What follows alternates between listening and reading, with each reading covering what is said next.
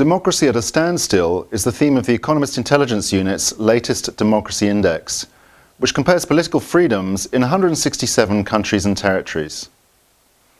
I'm Jake Statham, and I'm joined today by Lars Kekic, the EIU's Director of Country Forecasting Services, and he's going to talk to us about the key findings of the report and the prospects for democracy around the world. Lars, what are the main findings of the report, and why have we come to the conclusion that democracy is at a standstill? Well, this is an annual report. We review the state of democracy across the world, basically the whole world, all countries, barring microstates, so it's 167 in all. The main theme in this last one, hence the title, Democracy at a Standstill. In 2012 there was a sort of stabilization, not that much happened as opposed to some previous years. In 2011, if we look back the year before, it was quite turbulent. On the positive side, we had the hopeful signs of the Arab Spring in an area of the world where people thought democracy would never happen. But on the negative side, many countries regressed, which has been a trend observed over a number of years. The difference in 2012, there was a sort of stabilization, we say standstill, because there was neither much progress nor regression. Most countries were more or less in the same position as they'd been the previous year, and there were a few other characteristics which we thought were best summarized by this phrase, democracy at a standstill, whereas the year before it was democracy under stress. So you can see a different sort of emphasis. Which countries or territories saw the biggest improvements in their democracy rankings in 2012?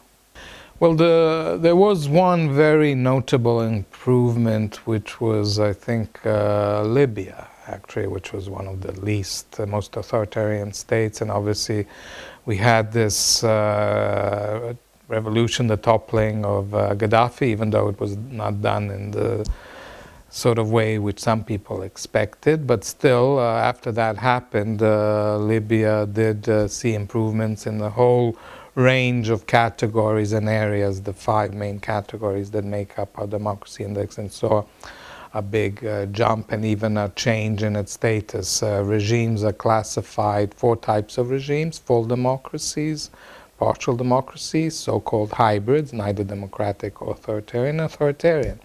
And Libya jumped from an authoritarian to first hybrid, even in some ways an imperfect democracy. So that was the most significant change. And there were very few other significant changes. There were some changes in scores here and there, but direct answer to your question, Libya was the most significant. But having said that, and having seen this big change in Libya on the whole, I think it would be fair to say that many of the hopes raised by the initial phase of the Arab Spring are still unrealized, and we've had some regression, obviously most notably Syria, which has become a nightmare, and a few other states in the area also regressed.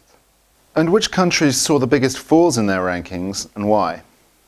Well, again, to reiterate, there weren't that many significant changes or even very significant falls.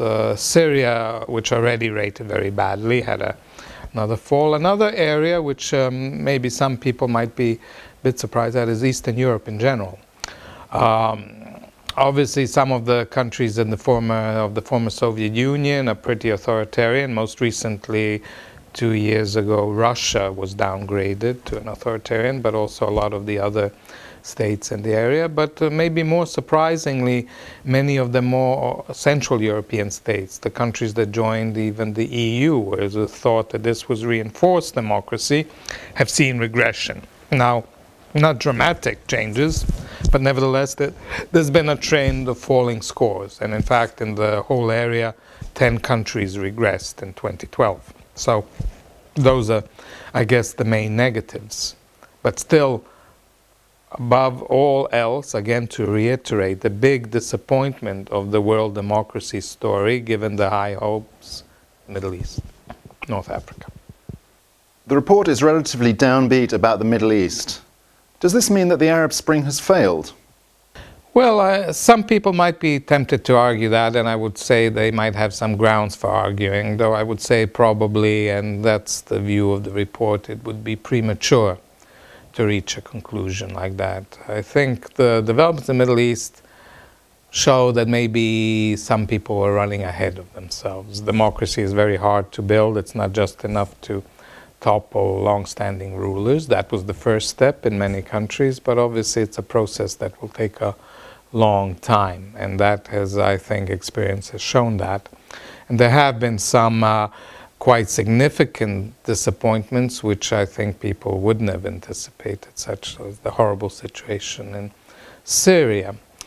Another disappointment, also relative disappointment, again linked with Libya. Libya and the other areas, initially these were a notable feature of these changes, unlike the Iraqi situation, which we're seeing now, 10th anniversary intervention, were homegrown affairs, which means that if they're homegrown affairs, the likelihood of sustainability is much greater. Now, in Libya, it obviously wasn't a homegrown in the end and required a bit of a messy outside intervention to affect change. And now we see there's debates in the world going on, which is the next step elsewhere, in particularly Syria. But on the whole, if we look at the experience of the last year, and to answer your question, no, premature to say that the whole thing has failed, the Arab Spring, but I think fair to say that many of the great expectations, which might have been unrealistic anyway, have been disappointed. Tell us more about the stresses on democracy in the well-established democracies in the developed world, and the role of economic and financial problems in this phenomenon.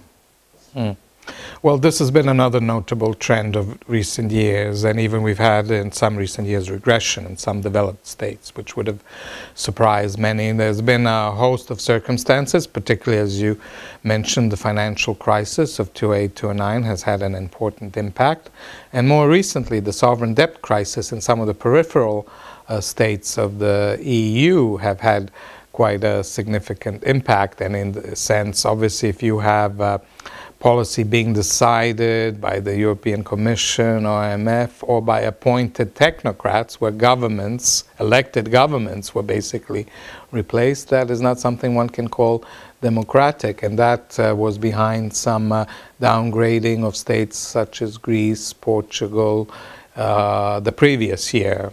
Last year we saw a stabilization. Another feature across the developed world has been, I feel like, a crisis of institutions, which has been particularly notable in this country, in the UK.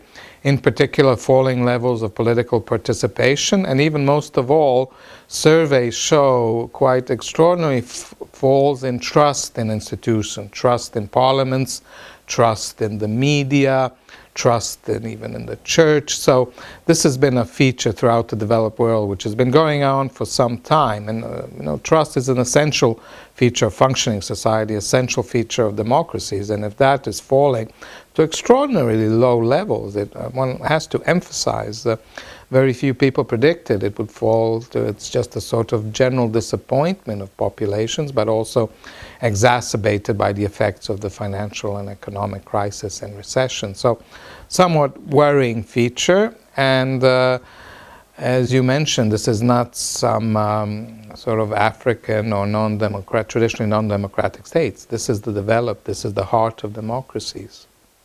Thank you, Lazar. You can find out more about our Democracy Index at the website shown here. Thank you and goodbye.